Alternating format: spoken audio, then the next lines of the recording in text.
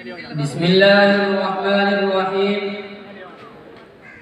الحمد لله الواحد الصمد الأحد الذي خلق وحده العالمين، والصلاة على النبي الأكرم الذي لم يحب ما شاء وشئ، وعلى آله وأصحابه أجمعين.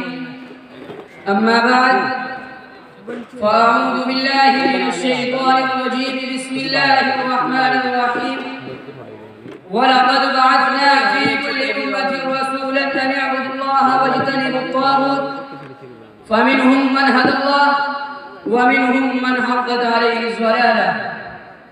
حضرة رئيس الحفل الموقر وسادة الأعزاء وزملائي في الفصول، إن الله تعالى أوجد هذا العالم وخلق كل شيء يوجد في هذا العالم.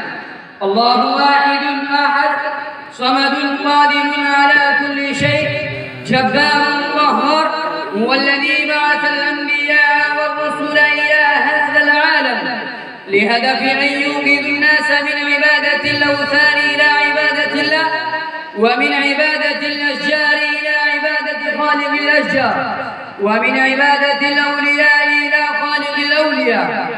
حينما دعا الأنبياء والمرسلون إلى عبادة الله الخالق وتوحيد الرب الرازق، فدخل عدد من الناس في الإسلام ودعوته.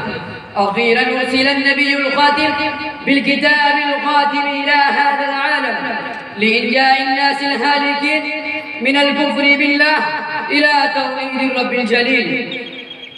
فدخل العرب والعجم في أزيرة دعوته واعتنقوا الإسلام والأمور الدينية.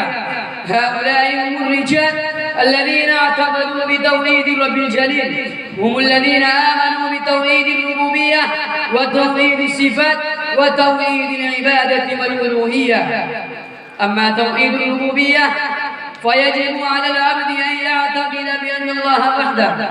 وأتبع بهذه الكلمة.